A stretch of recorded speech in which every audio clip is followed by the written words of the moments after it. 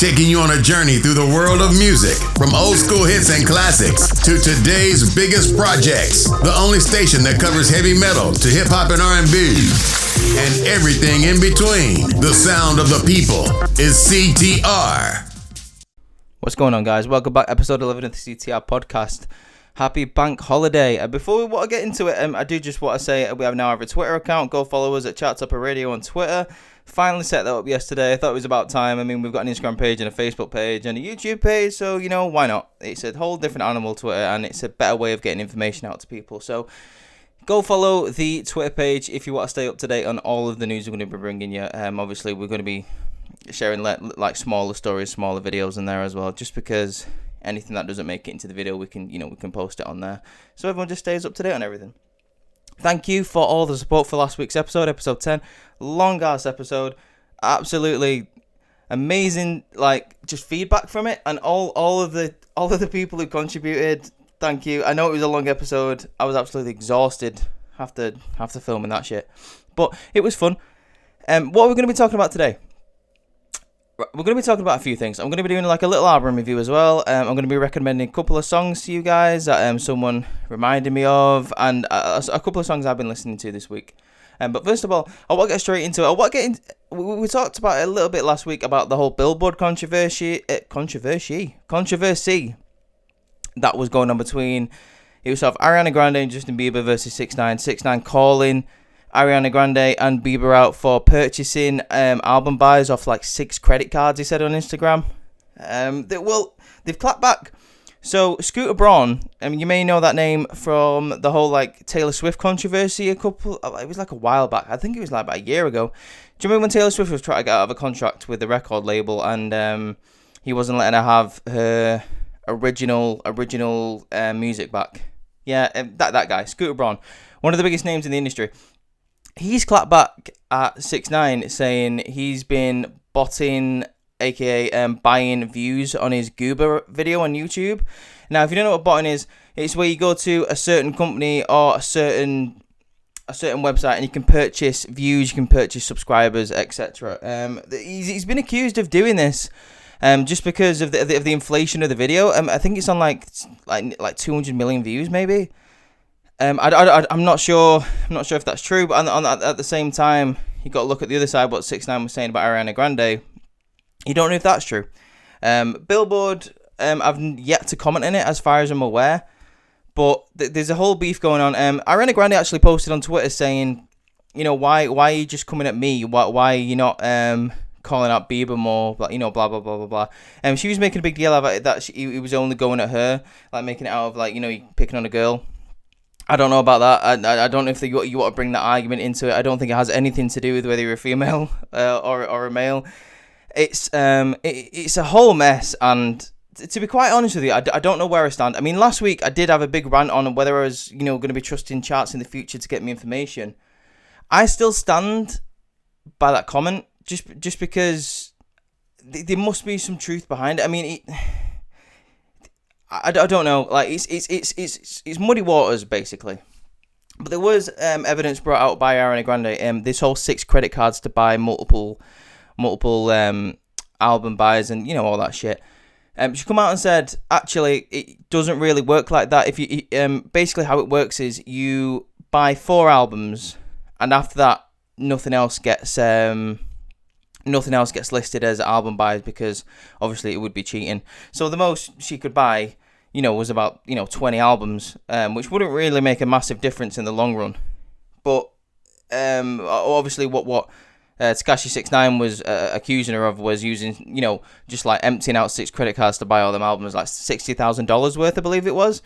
But she's come out and said that's impossible. I've not really looked into that, but I mean, it sounds quite credible, and it sounds like something that would be in place, if you know what I mean. I mean, because if that wasn't the case, then any big artist who has money to blow and has money to spend could easily just go out and buy, like, you know, tons and tons and tons of copies of their own music and, you know, push themselves up into the charts. I feel like that would be a bigger story, and more often if that was the case, if you know what I mean. I mean, like, you know, I'm pretty sure if that was the option, you'd hear accusations at people like Drake, people like Justin Bieber, all the big pop stars, all the big rap stars, like Rihanna, Beyonce, Jay-Z, etc. You would have heard tons of controversy about that all over the years, but you haven't. So that must be in place, and it makes sense. I mean, there's things like that in other industries that also count things like that. Like in the movie industry, I think if you purchase a certain amount of films, like digital copies of the films, or like if you go into the store, you buy it there. Just things that I think that counts towards what's the word I'm looking for? Blockbusters. Blockbuster. What am I talking about? Blockbuster. Basically, that opening weekend things, for example. I think there's something in place similar to what Ariana is saying about the music industry. So, fair enough. Sticking with 6ix9ine, I don't know if you guys have been following the little rivalry that he's been having with Snoop Dogg, but if you look into it, it's pretty interesting. Now, it all started with, I think it was Snoop Dogg having a go at a couple of websites for advertising his stuff. Meek Mill actually posted, but basically a lot of websites were posting information about 6ix9ine's new single, and Meek Mill was like, why are you posting this snitch, why are you posting this rat? There's tons of music out right now that deserves more love than this guy. There's a new album out at the minute, and Snoop Dogg replied to it, pretty much agreeing with his sentiment, saying that that's absolutely true. I'm not sure why you're posting this rat, blah blah blah blah blah. So shortly afterwards, 6ix9ine posted a video up on Instagram, and the caption was something like, the one thing that I missed in jail was watching home movies, and it was him watching a video of Suge Knight saying that Snoop Dogg was a snitch, and he pretty much stayed on this topic for a long time, all over his feeds, saying Snoop Dogg is a snitch, blah blah blah blah blah. Snoop Dogg was clowning on him, just sort of taking it easy on him. And then eventually Snoop Dogg replied saying, I'm not the one you want to fuck with. I'm not the person you want to be calling out. Leave me alone. Keep my name out your mouth. Blah blah blah blah blah. Taking it a little bit more seriously. And 6ix9ine all the time was saying, you're saying all the shit to me, but you're still not denying it. Blah blah blah. So Snoop Dogg eventually, I think he messaged him in the DMs, threatening him once again allegedly, and then posting rat emojis in the fucking chat and all that. And 6ix9ine said, Can someone tell Snoop Dogg to stop threatening me in the DMs, blah, blah, blah. You know what 6ix9ine's like. He's a troll. He never takes anything seriously. But Snoop Dogg then once again posted, in my mind, probably the best thing he could have done was just address the situation. And he posted it saying, listen, if I was a snitch, then Suge Knight would never speak to me ever again. A lot of people that I grew up with wouldn't speak to me. I'm cool with Suge Knight. If Suge Knight thought I snitched on him, he wouldn't speak to me. So, keep your name out your mouth. You're a rat, you're a snitch, you're a bitch. You don't fuck with the West Coast. Keep on, dissing your New York guys, but don't come at the West Coast, because we have a whole different set of rules. Whack 100 actually backs this up. He posted a video saying pretty much the exact same thing. If you don't know who Whack 100 is, he's the manager of the game, the rap of the game, and Blueface. But he's also an OG in the Crips. A lot of respect on the West Coast, and he pretty much said the exact same thing. But basically, how it works is in New York, the Bloods and the Crips, they don't really have any rules in terms of are you supposed to check in, stick to a certain area, blah blah blah. On the West Coast, it's a lot more organized when it comes to that sort of shit. But basically, it's a bit more of they run it as more of a business. So what Whack 100 was saying, listen, you don't talk to Snoop Dogg, you don't call him out. He's got people for that. He's got people under him. He's got younger lads under him, to deal with that situation. So basically, what he's saying is, you don't talk to Snoop Dogg. You're not on the level of Snoop Dogg. You talk to Snoop Dogg's soldiers. You talk to people who, act on Snoop Dogg's behalf. You don't come at him like that. What's my opinion on it? I think it's very disrespectful. I mean, everything 6ix9ine does is disrespectful. It's part of his character. He's a caricature. You got Danny Hernandez, who is him, and then you got 6ix9ine, who is definitely a character. It's not. It's got to be a character just because of the way he's moving all the time is 6ix9ine online. But then you see him be real when he's speaking as Danny Hernandez. When he came out of his little character in his first video on Instagram when he first got out of jail. That one where he had a record 2 million listeners. You heard him speaking as actually Danny Hernandez, and it's completely different. So 6ix9ine obviously being disrespectful to Snoop Dogg. You don't call out an OG like that. You don't come at Snoop Dogg like that. And I think he really needs to be careful. Just because, like Snoop Dogg was saying and Wack 100 was saying, you don't fuck with the West Coast. It's a whole different set of rules out there, and it's a whole different ballgame when you deal with the West Coast. And I think he needs to be really careful. Just because of the shit that could happen. I mean, eventually he's going to be out of house arrest, isn't he? And eventually he's going to go on tour. So, you're setting yourself up for a lot of trouble. On the other hand, and this is my final opinion, I don't think anything will happen. And the reason why I say that is because Snoop Dogg has got way too much to lose. His reputation in rap alone, and then outside of rap, in movies, as a celebrity, he's sort of moved out of that life. A lot of people point to the fact that you don't fuck with Snoop Dogg. Snoop Dogg was on trial for murder. Yeah, that was over 20 years ago, guys.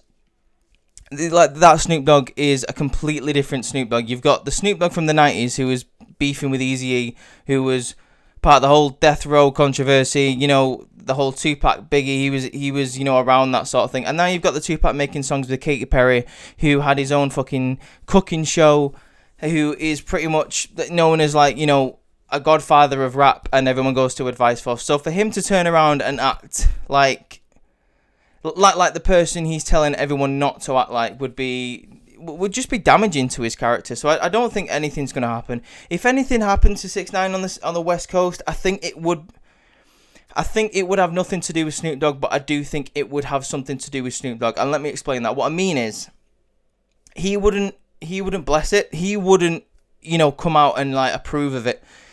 It would be someone acting out of love for him and respect for him, and maybe doing the dirty on his behalf. I'm not, as I say, I don't think he'd be anywhere near it, but I do think people take a lot of hold a lot of weight of respect when it comes to Snoop Dogg, and Snoop Dogg. What's wrong with me? I can't speak today.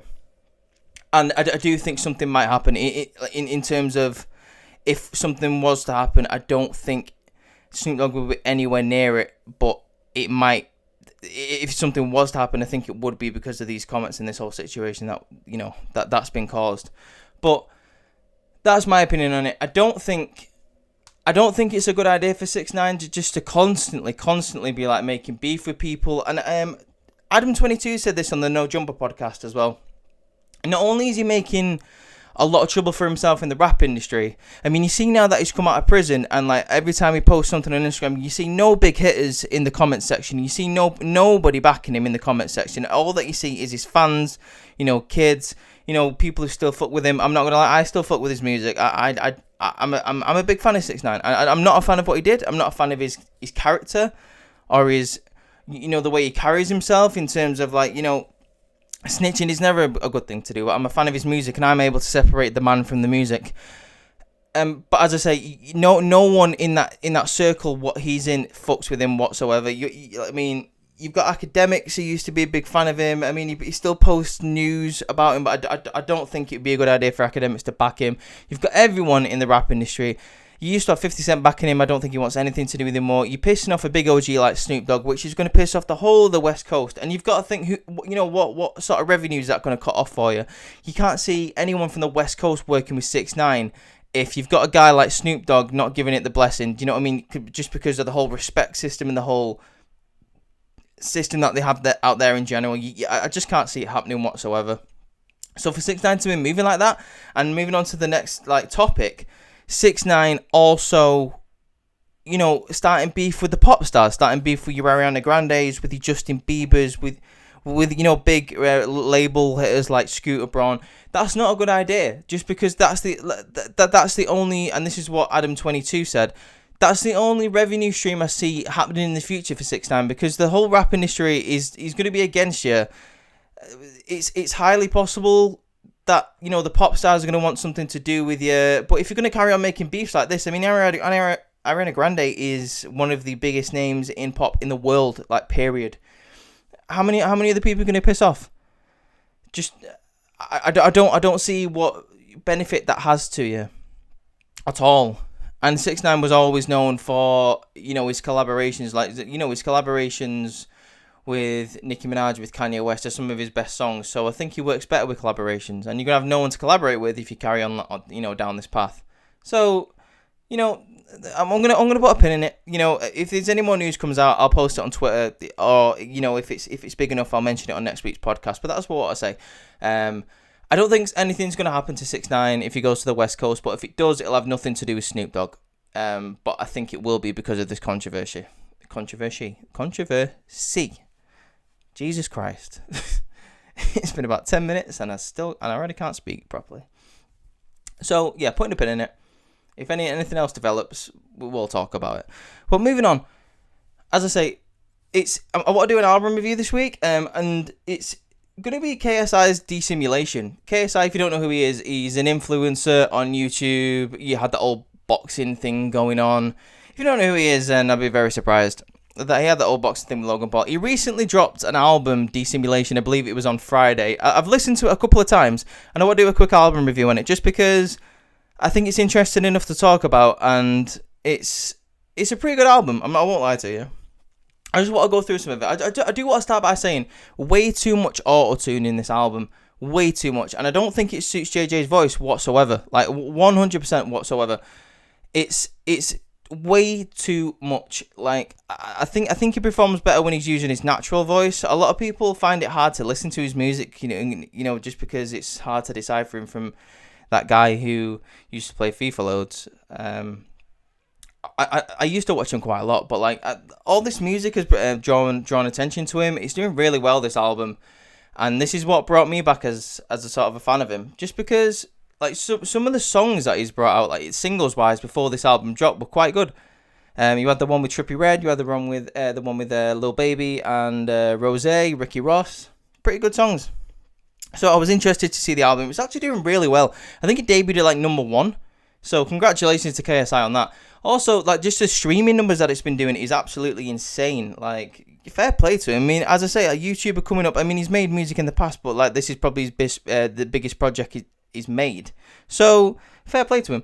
I do want to start out by saying a lot of the songs on this album that he has by himself are quite short.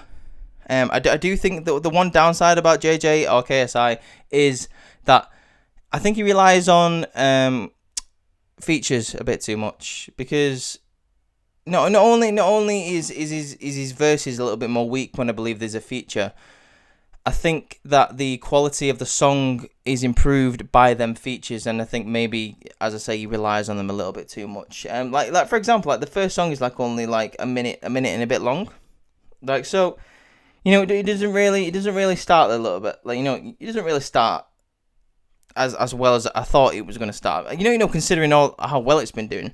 Like, What You Been On, that's the first song. I'm not a big fan of it, so we'll just move on quick. Cap, the first collaboration that's on this album, and the latest video that he released on his YouTube channel, Cap, it's featuring Offset. This song is a perfect example of what I was just saying. You've got Offset with a really good verse and a really, like, a really good presence on the song, and then you have KSI is way too auto-tuning. I think he's trying to go down the same route as Offset, and I don't think it works really well for him. So I don't know how I feel about this song. Like, as I say, a perfect example of what I'm talking about. Like, he relies too much on his features, and that's just me being honest. That, as I say, like, if this ever gets back to him or anything, if anyone else is a fan of him and hears this, I'm going to be honest on this podcast, and a lot of people know that I'm going to be honest on this podcast. I'm a fan of him, but that I am going to have my opinion, and I am going to, if I don't like it, I'm just going to say it. So I'm not a big fan of this song, Cap, Offset. Now, if I'm being honest, if Offset wasn't on this song, it would be trash. I don't like JJ's verse on it. I think it's a weak song, and considering to have a guy like Offset on your album, you'd think it'd be a better song, if you know what I mean. I think you try and put more effort in, just because that's a big name to have, like Offset, one of the biggest names in the world, part of the Migos, one of the biggest groups in the world. By the way, they brought a song out last week. Check it out, it's really good. But yeah, moving on to probably one of the best features in terms of how good this is, like, aged. This song, it came out a couple of months ago, and I really wasn't a fan of it, But I've listened to it a couple more times, including, this album. I've listened to it 3 times just to do the review. You've got Poppin' featuring Smoke Perp and Lil Pump. Now, we all know what Lil Pump's going to be like on this song. It's exactly what he always is like on every single song. Like, if you know what Lil Pump is, like, you know exactly what you're going to expect. Smoke Perp has definitely the best verse on this song. Like, absolutely amazing. He always knocks it out the park for me, Smoke Perp. Really good. Go check out a couple of projects that he's made last year. Really good. Smoke Perp has always brought the fire. Lil Pump for me is hit and miss, really hit and miss, but he's always entertaining, and he always I always get a good laugh when I look at his feeds on Instagram and all that sort of stuff when he posts footy videos. So KSI, once again, I hate to say it, with the worst verse on this, like probably one of the worst verses I've ever heard him do. So I don't know what to say about that. I think the beat is a bit trash, I won't lie to you, but Smoke Perp makes up for it by posting a fire verse on this song. So moving on, next one. Now this is a weird one for me, because it's complete, and also a bit of a downside to this album that I would say. The ordering of the songs on this album is, I think it's a miss. I think it's an L, to be quite honest with you. Just because, like, you'll see it as you get to the end. I think it should have been switched up a little bit. Maybe this should have been the last song on the album, because it's really good. I'm talking about Houdini, and that's like KSI featuring Swarms.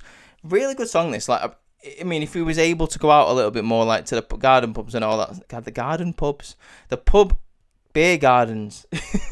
This is the sort of vibe that it gives me. Houdini.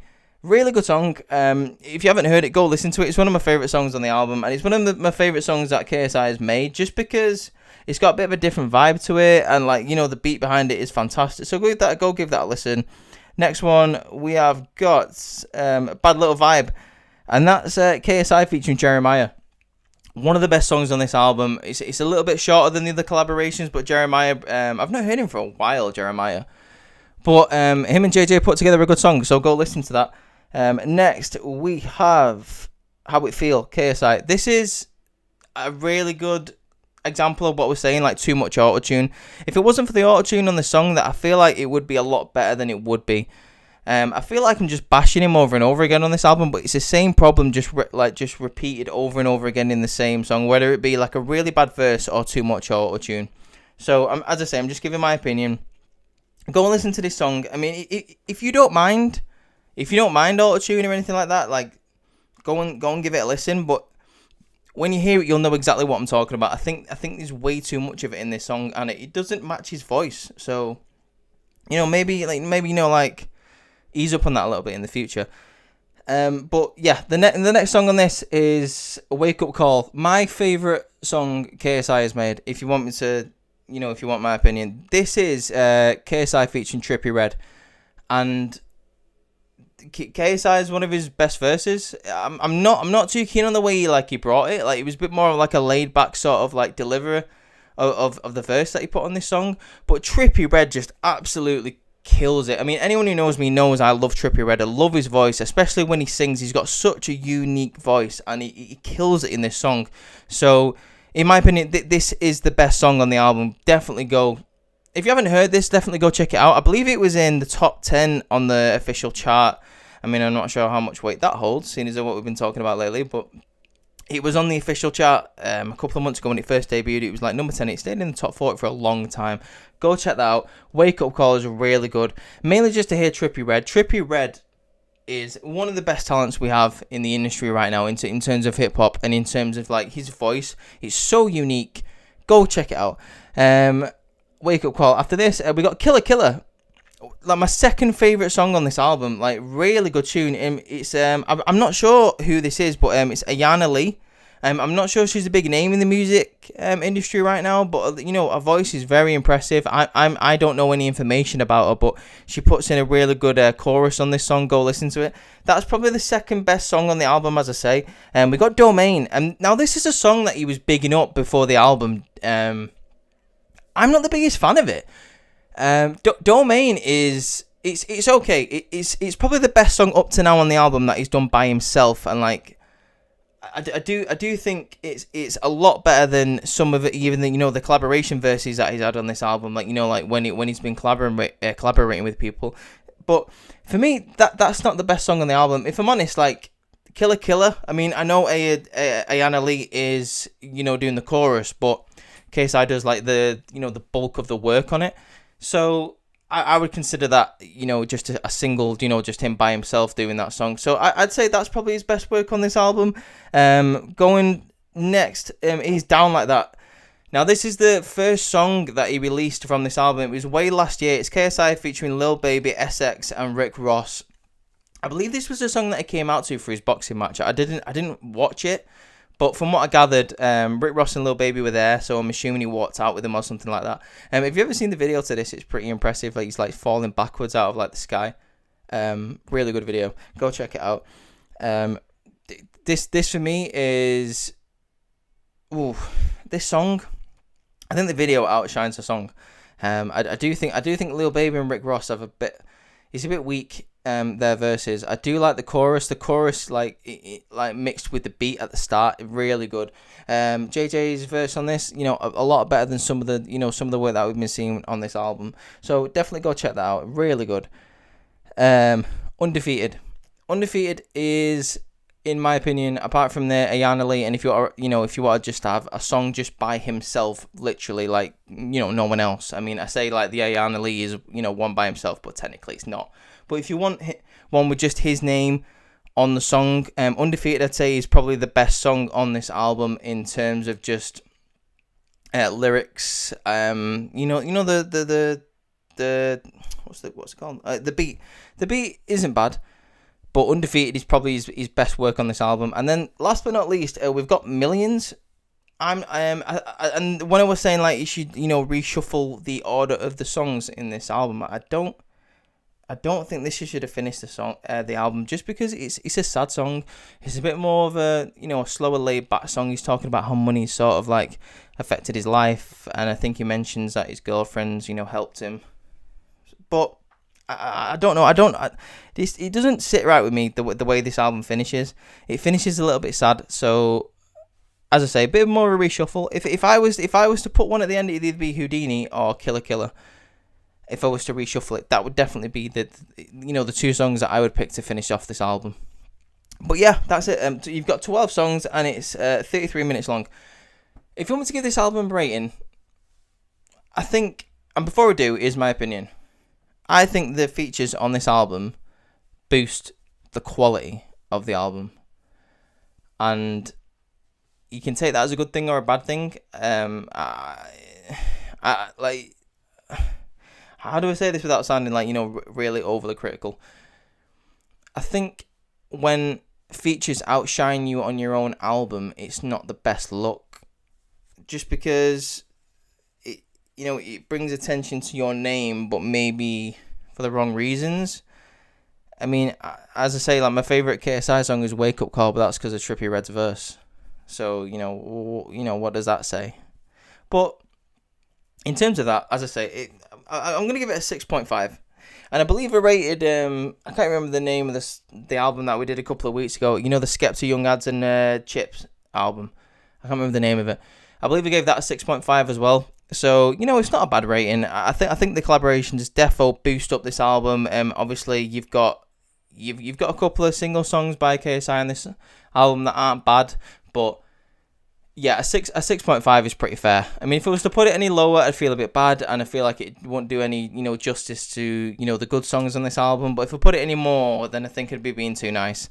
But yeah, 6.5. It's not a bad debut album that you've done by yourself.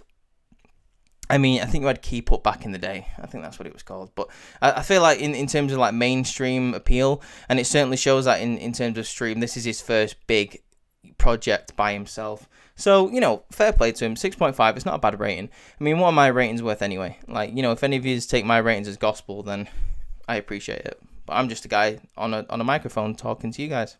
I'm going to mention it again. Talking to you guys, looking at my, like, Andy Warhol rap pictures. I think I mention that every week. But, yeah, that's it. That's basically it. That's all I want to say about the album. What else do I want to talk about this week? I do want to talk about, as I said, I feel like, and I mentioned this on the video that I put up on Instagram and Facebook. I feel like I did myself a little bit dirty, like talking about my top 10 last week, just because it was at the end of the video and I was just exhausted from talking, and I just skimmed through it. And I think I do want to go in more detail about it in a couple of weeks. But as for now, as I say once again, if I talked about it a bit, you know, and now I think I'd be doing myself a little bit, you know, disservice again, just because it's a big list and there's some big hitters on here, and I'm thinking of maybe changing a couple of names on here, and I know I didn't allow anyone else to do that, but you know what, I'm the host of the show, so I'm allowed to do it. But yeah, I think I'll make that just an episode by itself, but it's difficult to put my own top 10 on there, just because, you know, once it's there, it's there forever. So, and if I'm going to do it, I'll make it, you know, like a little bit of a special dedicated episode. I might even not put it on a podcast. I might even like put it as like, you know, like a different, just a completely different video entirely, just like, you know, maybe post it up in the week one day or something like that. But yeah, as I say, it was going to be a bit more of a lighter episode today anyway, guys. So I do want to mention a couple of things. As I say, we just did the album review, KSI. We've got 6.5 on that. There was 2 songs that I do want to mention this week. I want to start doing, like, you know, some recommended songs at the end of the podcast, so, you know, that you can go and listen to. Machine Gun Kelly this week really surprised me. I heard this song this week. It's called Bloody Valentine. Machine Gun Kelly posted this, and it's absolutely phenomenal. In terms of, I did not know he had this in him. It's so good. It's like a little bit of rap, like a little Peep sort of vibe, like, you know, in terms of a rapper like moving into a different genre. But Bloody Valentine, a lot of people have compared it. I had Gio, shout out to Gio. She compared it to Early A Day to Remember. I had so many opinions on it. Like, the consensus is that it sounds like a bit like Blink or Offspring.